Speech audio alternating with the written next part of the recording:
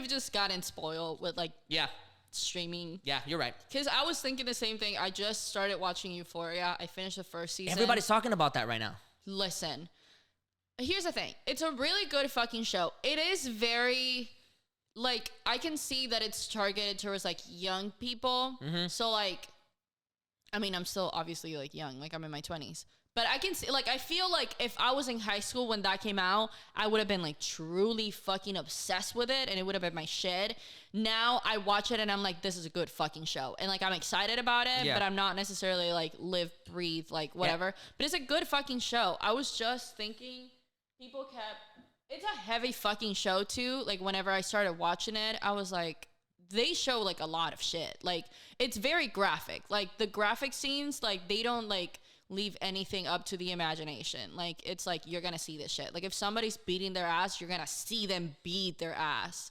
So it's very graphic, and sometimes it was really hard to watch because I was like, okay, I don't want to watch this anymore. Like, please take it away. Yeah. But it's a good fucking show. Like, the acting is so fucking good. Zendaya's in it, right? Zendaya's amazing. Yeah, she's killing it. She's been killing it the past year and a half. She really is fucking killing it. Because we saw Malcolm and Marie the other day. Oh, that was such a good movie. That movie, we could do a whole podcast on that movie alone because that shit was fucking wild. We watched that over, like, quarantine, I think. Yeah, I think she watched it over...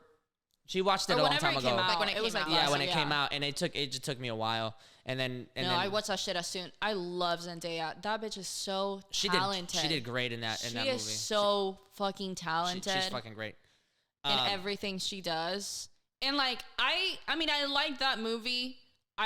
There was some stuff that I was like, okay, this is a little too like meta. You know what I mean? It felt very like this like writer is really trying to make a point of this, and they didn't. But the performance was amazing. I really liked it. I looked it up afterwards. The writer's white. Yeah. Well, that's what I mean. Fucking crazy. That's what I mean. I was like, this is giving a little bit like some of the lines were given a little bit like white savior, and I was like, it's kind of weird to like. But he also critiques the white experience. Also, no, like he's like hella critiquing white directors. 100%. But it was knowing that watching these black actors say those lines, knowing that behind those lines there was like a white writer. Yeah. Certain lines specifically, not all of the script. I think the script was pretty good, and I like the story, and I like it was a great movie. I really enjoyed it. Yeah. But there were specific lines that I was like, okay, we get it. You're so aware. But that brings up a really good point though, because does art disqualify itself from being as good as it can be depending on who's saying it? And sometimes, for the most part, I always say, like, yes, like, who says it matters just as much. But then there's some great art that happens where the person, it's a great commentary, it's a great point, they deliver it fantastically, they got everything done, but it just so happens that the person saying it, like in this case, is, like, not necessarily who you would expect to say it. Like, had it been a black director, a black writer, I would have been like, that's fucking brilliant. Because like that's a full-on critique, and they're giving him the exposure, and they're giving him the platform to be able to say these kinds of things. But the fact that he's white, I'm like, I still think it's phenomenal. Yeah. But I don't know if it puts like an asterisk around his name or something like that. I don't want to say yes, because this also happens in music. Yeah. Jason Isbell wrote a song for the Highwomen album, which is a phenomenal album, came out a couple years ago. And in that, there's an album in there called there's a song in there called If She Ever Leaves Me, and it's a woman singing about the fact that there's a guy trying to pick up a girl at the bar, and the woman saying like, you don't have a chance with her because she's mine. So it's a country song about a lesbian woman. Yeah. Like criticizing the like male experience that she's watching or whatever like that, right? But Jason Isbell is the one who wrote it. So it wasn't a lesbian woman that wrote it. Right. It was a man writing through what he thinks would be a good perspective. And it's a phenomenal song. But I thought, what the hell is her name? Oh crap, she's from Seattle. She is a lesbian songwriter. She's in the Highwomen. Fuck, I'm gonna be blanking out on her name. But I thought she wrote it. Brandy Carlisle. I thought Brandy Carlisle wrote it. She's a lesbian? Yeah. How did I not know that? Yeah, that's crazy. I know. When she won the Grammy a couple years ago, I looked her up, and I was like looking at her stuff or whatever, because she won the Grammy for The Joke. and they said like a biography thing or whatever, just like a video. But I was like, oh, if she wrote it, that's brilliant, because what a phenomenal perspective. But Jason wrote it for her. Yeah. And I'm just like, oh, like I get on this in this tug of war about it. I feel like it's not necessarily just that I like with a movie like that, I watch it and then I know that there is a white writer behind it and suddenly it loses like meaning or it loses like validation or worth or anything like that. I think just some of the lines or some of the things that they were talking about felt very, I almost want to say like surface based in the way, and not because like they weren't true, you know what I mean? Mm-hmm. But it felt very like woke, you know what I mean? Where it's like, we get it. Yeah, you know that is not a secret. You know what I mean? Right. Like that is not like a super deep researched point of view. Yeah. You're not being, there's no real shock value to that. And like, not even that it needs to have shock value, but just like, there's no, like, you're not bringing anything new to the table. Right. You know what I mean? You're not starting a new conversation. And I think that's where it's like, if it would have been a black director or a black writer, I think it was a black director, but a black, screenwriter, then maybe they would have delivered those in a different way. Maybe, and they would have brought something else that gives that, like, situation or that conversation a little bit more depth. You know what I mean? It's not that what they're saying it's not true. Yeah, it's true, but it's also kind of like, okay. Right. Now know what? That. You know what I mean? Yeah. I understand exactly what you mean. The other big flex about that movie is that they finished it in 22 days. I know. That's fucking crazy. They had like a during quarantine. So they had 11 people and they finished it in like 22 or 24 days. Yeah. At Zendaya's house. That's her house. Oh. Which that fucking house is amazing. Amazing. The entire time we're sitting there watching and they're arguing and it's like such a poignant conversation. Yeah. And I'm like, that fucking house is so fucking nice. Like, it is. That's fucking fly. Did you see the way like the stone and like everything? This and that? I'm like, that house is amazing. Where's that house at? Like, yeah. So maybe that's I really love her. And I love her in Euphoria. Oh my God. It's so like, I gotta put on my list. The acting is really good. And I just watched the first episode of season 2 and I was losing my mind. I got to put it on my list. It's so fucking good. I feel like I also saw people like arguing a little bit online about like how it glorifies like drug abuse and stuff like that. Here's the thing. I feel like people keep finding these little like buzzwords or little like fancy words and they hear it once. And then they run with that shit. Yeah. Like, when people said that, I was like, about what? Y'all don't know what glorified means. Like, yeah, just because they show somebody using drugs does not mean it's glorified. You don't know what glorified means. They're not showing it in a good light. One of the best movies out there is Requiem for a Dream. It's one of the movies that, like, turned me on to the power of filmmaking. And I thought you were just going to say turn me on, and I was like, ugh. No. What are you saying? The entire movie is about drugs and people, addicts, and like that's not glorifying it just because that's what the movie is about. Right. Like, you know, but they said the same thing about 13 Reasons Why. Remember, whenever like 13 Reasons Why came out, they were like, you're glorifying the suicidal experience. Like you're glorifying suicide. Well, there's also a side of it that there was a lot of criticism about 13 Reasons Why. For multiple reasons. Yeah, because there's also the fact that, like, there are some, like, restrictions, I guess, that people are kind of expected to follow when it comes to these sensitive topics like that. And I think one of them is, like, the one that I remember very specifically is that you're not supposed to, like, fully show if somebody's, like, self-harming or killing themselves. Like, show that full experience, like, in depth, like that. Up close, and from what I heard, they did. I think she's like in the bathtub. I watched that show. Like, they did. Yeah, I watched when that happened, and they took it off, so you can't see that anymore. Oh, so they did. Yes, they ended up taking off that scene. Reason. I remember I read the book in like high school, and I was really excited whenever the show was like announced and stuff like that.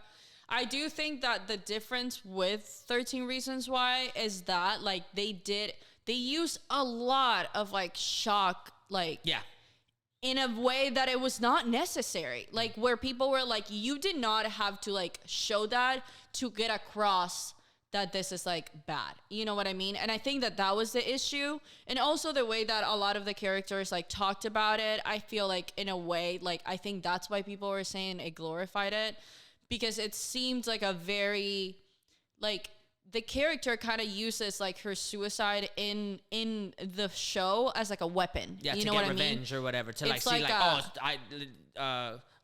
what I read specifically. This is what y'all did to me, and this is the consequences of that. And this is what you get, or exactly. whatever. So now you have to carry the guilt of like, you killed me. Like I committed suicide, but if you hadn't done this to me, then I wouldn't have done it. And that was the argument of what I read was that like she weaponized her suicide to do like a gotcha moment, and like and people were like, oh, like I can get back at the people that I don't like with this kind of thing. Exactly. And that's what they meant by glorify. But I'm like, but let's say, or my immediate response after hearing that was like, let's say you are somebody that is in that vulnerable mental state, right? And you decide to go about that decision. Mm.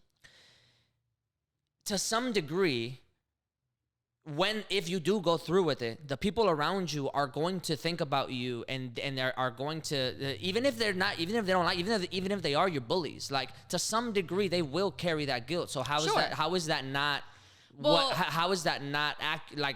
fair to portray on the, because it's one thing for people to just naturally feel like the sadness and guilt of being like, I could have done something to help them, or like, man, or maybe I drove this person to like, if I was mean to them about this, or I, you know, like I didn't respond to the situation correctly, and that could have affected them differently.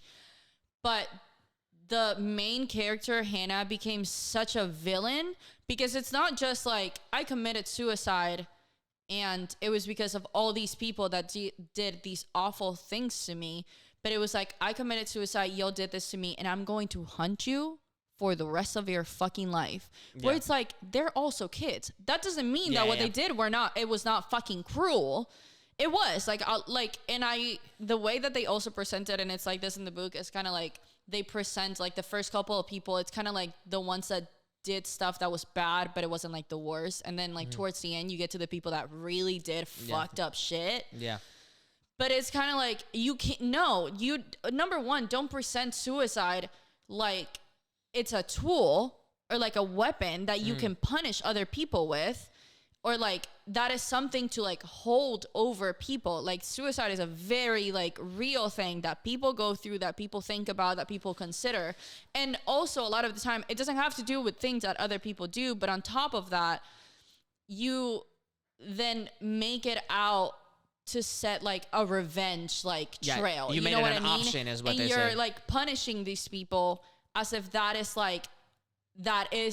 They're presenting it like that is like a justified thing. Like what she did is like they deserve that. Right. Which is like they deserve a lot of things, but that's still not the way to go about it. So you're saying that in Euphoria it doesn't parallel it. Oh no, in Euphoria they're using like literally the whole premise of the show is like Rue is the main character and she's an addict, and the whole show shows like it's narrating not only hers but like the consequences of all these people and how their choices have like repercussions, and what those repercussions are, and how they are like not thinking about other people and they're hurting other people. And there's a lot of like, they just give a lot more nuance to it. You know what I mean? Where you have times where you can feel bad about a character because you understand why they're doing certain things and still be like, you're a piece of shit.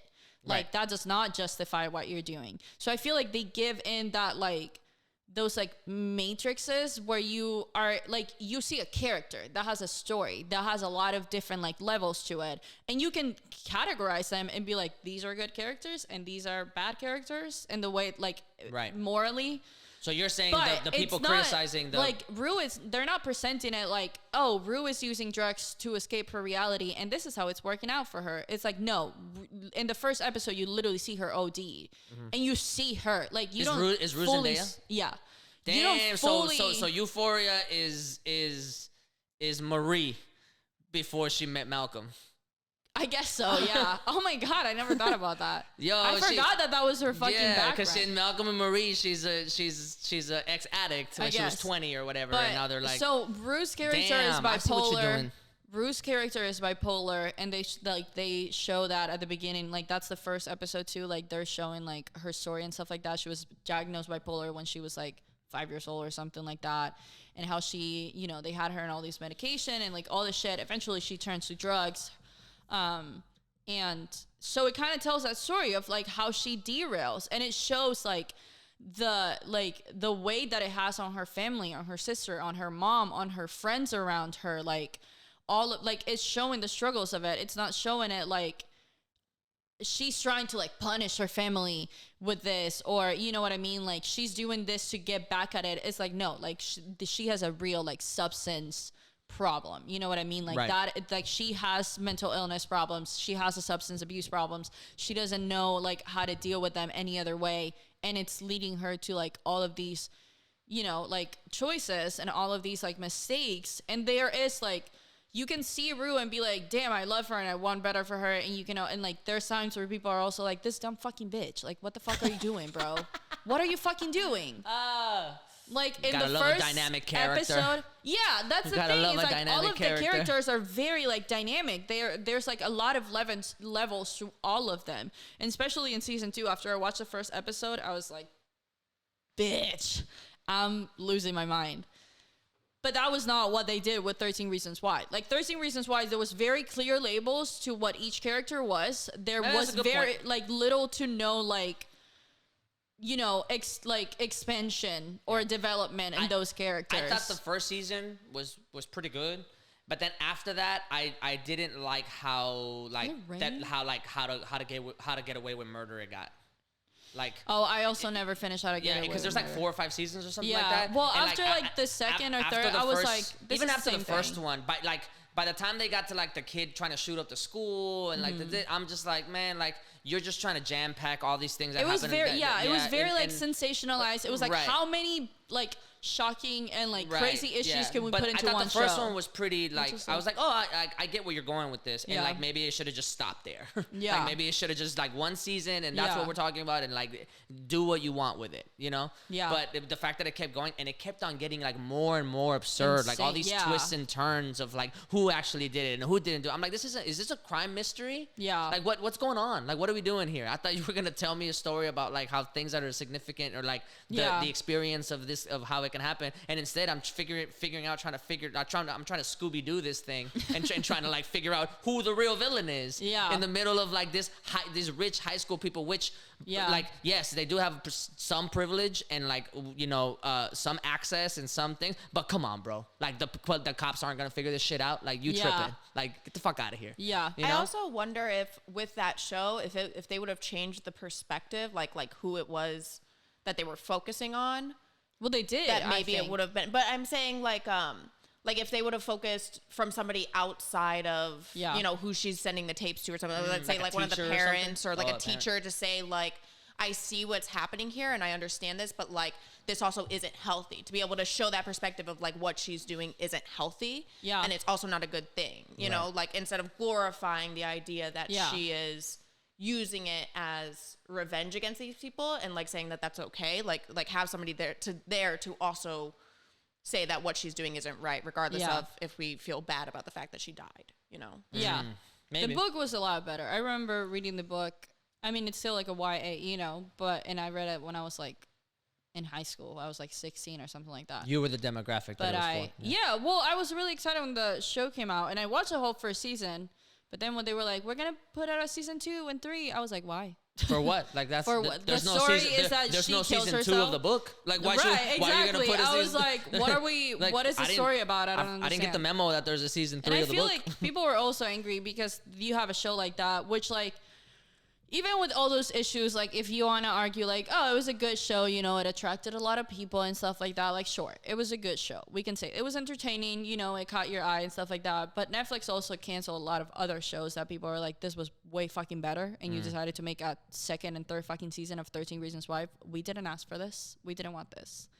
Who are you doing this for? Right. Yeah, well, they stopped. But so good. Thank God. But there's some other great shows. Hopefully it's not all remakes, because there's some great shows that have happened. Ozark, Money Heist. There's been a lot of great shows that have Russian Doll. Russian Doll. They need to make a second season of that shit. Watch that. I've never That's seen so that. good. I really need a to. phenomenal show. Isn't what's her name? Natasha. Yeah. And I don't know Amy her last Poehler name. is the executive director. Oh, that's gonna be good. Yeah, watch the first season. It's great.